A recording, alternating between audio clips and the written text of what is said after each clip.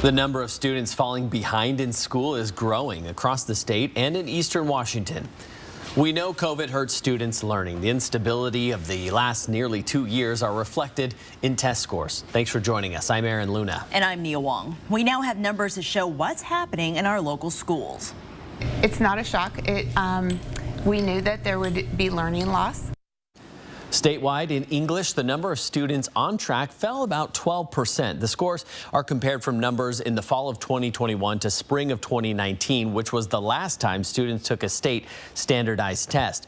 In math, there's an even bigger drop, with 18% of students no longer on track compared to pre-pandemic numbers.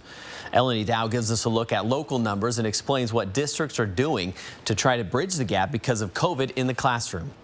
Spokane Public Schools is seeing that same trend as the statewide numbers. In English, scores fell about 10% this year compared to before the pandemic.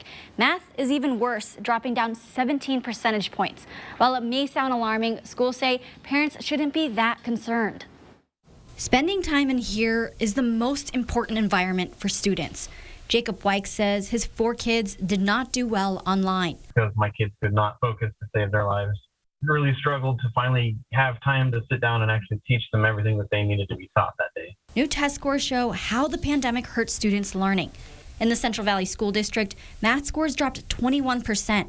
In English, 13%. We're very concerned about it, and at the same time, I don't think it should reflect the effort and success that our students and or our staff have made in this very trying time. School districts tell me parents shouldn't dwell on these new test scores. While the smarter, balanced assessment scores are important, schools say it's only one test of many others students take. It's harder to compare apples to apples with this fall's SBA test. It's different.